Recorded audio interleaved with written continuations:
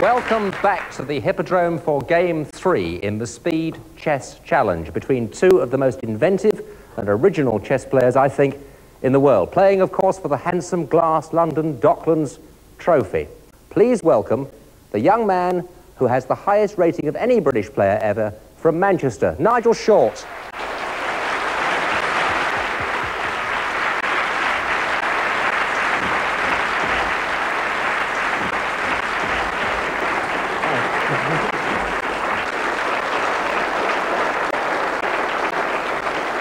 And now, the man with the 2-point lead. Please welcome the world chess champion, Garry Kasparov.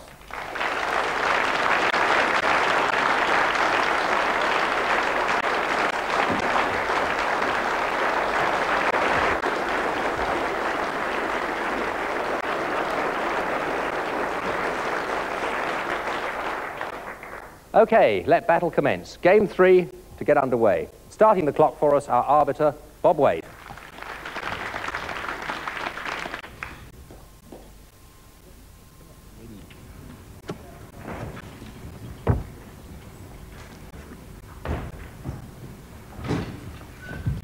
An unusual move by Kasparov, playing white. Developing the knight isn't his standard repertoire. This is known as Reti's opening, after the Czech Grandmaster Reti, who introduced it in the 1920s. Short replies with a classical move, occupying the centre, and Garry does the same. This is very unusual. From a Reti's opening, we have a Chigorin Defense. Chigorin's defense to the Queen's Gambit. Chigorin was a great 19th century Russian Grandmaster. He challenged for the World Championship twice, didn't quite make it. The white knight attacks the bishop withdraws. This position virtually unknown to chess theory. Basically a Chigorin's defense, but highly unusual. It's quite clear from the games played so far in this match that Nigel Short is trying to sidestep and avoid Garry Kasparov's tremendous theoretical knowledge of standard chess openings. So before us, after just a few moves, we have a completely unexplored, undocumented position. Kasparov attacks the centre. Pawn thrust, trying to undermine that black central pawn, and Short attacks the white knight. Very quick decision, and surprisingly committal. The white knight in the centre of the board, attacked by that black pawn. Kasparov pondering on his reply. Where to move the knight.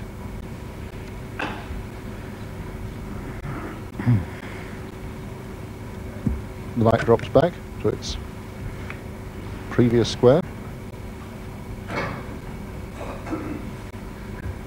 And Short solidifies his central pawn. Very, very strange position. White's lost a couple of moves with his knight. He's brought it out, jumped it into the centre of the board, and then brought it back again.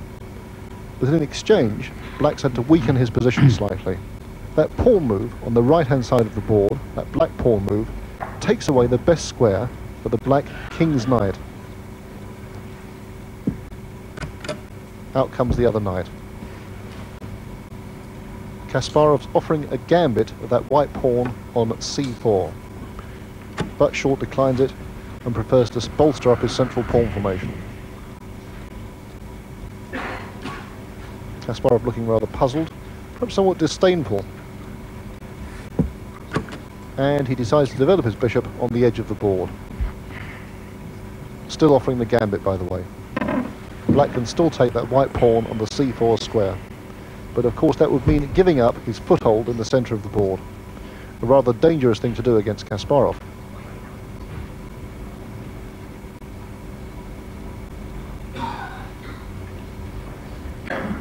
And out comes the other black bishop, developed to a good square, and pinning the white knight to the white king. Kasparov develops his bishop,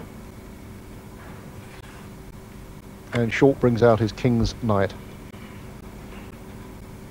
This is the best square available for that piece.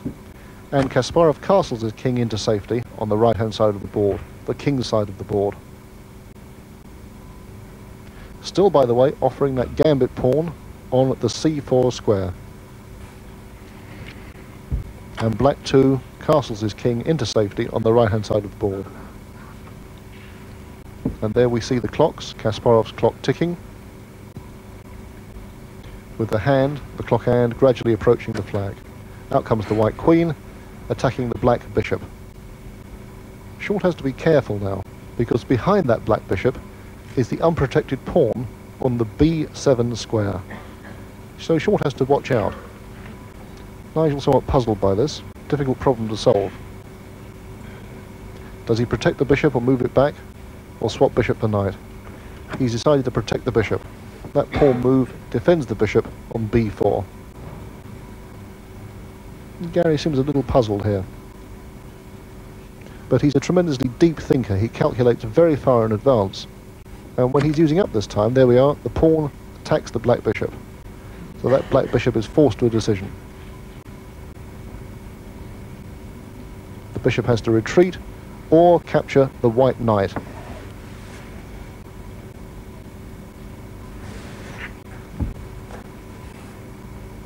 Yes, and Short's taken the knight. And Kasparov recaptures with the pawn. So now you see that white has some pressure in that open b file against the black pawn at b7. In chess parlance, that pawn will be called a backward pawn because it lags behind its counterparts. It's something of a target, a weak target, on that open b file. Black develops a knight. He decides the best thing to do is to sacrifice the pawn, not to try to defend it. Kasparov tugging at his tie, and back comes his knight. The point of this is partly to defend the pawn on c4, partly to open up the diagonal of that white bishop on the king's flank. That white square bishop on the g2 square.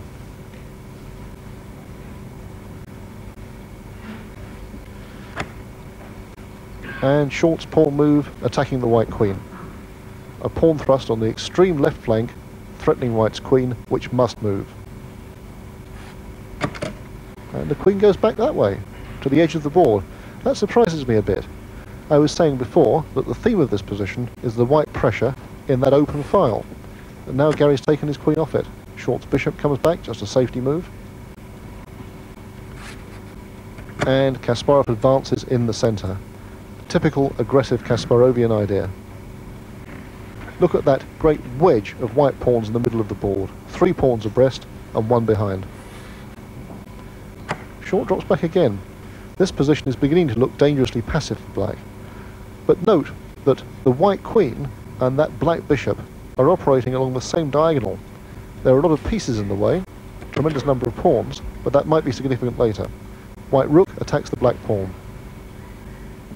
That's the weak black pawn at b7. Yes, the rook comes across, defending the pawn. And Kasparov regroups his queen, incidentally attacking that black pawn on the left-hand side. Short advances his own pawn, defending all the weaknesses. That looks like a very good move. At a stroke, he defends the weakness at a4, and he gets rid of that weakness on the b7 square. And Kasparov, I must say, looks a little bit puzzled by this. Swaps a pawn in the centre.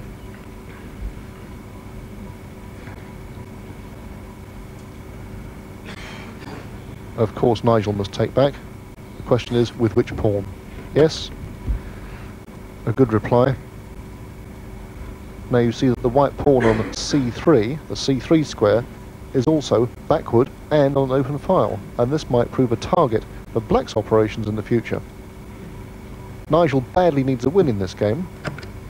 White queen moves, incidental pressure against that pawn, black pawn on b5.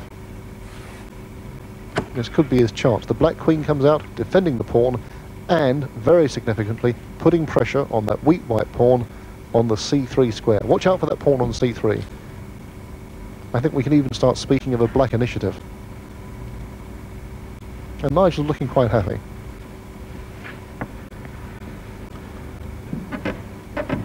And look at the clock times. A good 3 minutes difference. Kasparov's used up 3 minutes more than Short has. That's an indication, perhaps, that something is not going quite right with the world champion's calculations.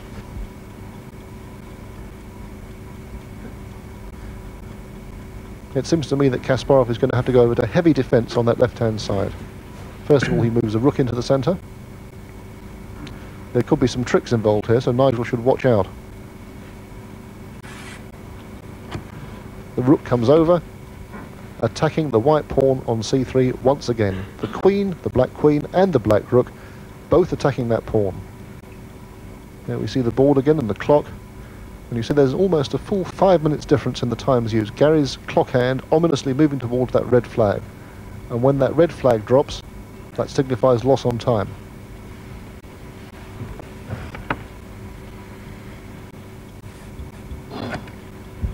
Very interesting. Instead of defending the pawn, Kasparov blocks the attack. Putting the rook on that square cuts out the action of the black queen. But of course the rook is on a very clumsy square. And Short attacks the rook. The rook goes back. Nigel goes back. A strange decision. He just puts the knight back on the square it came from before. This could be inviting a draw by repetition of position, if Kasparov were to repeat his previous move. No, but Kasparov defends the pawn now with the rook, rejecting the idea of a draw. And now the black knight comes over, eyeing a very weak c4 square. That knight can jump into the c4 square, creating a knight outpost, which could be very unpleasant for white. This could be a case of overconfidence on Kasparov's part, rejecting that idea of a draw. Typical Kasparov idea: in trouble on the queen side, attack on the king side.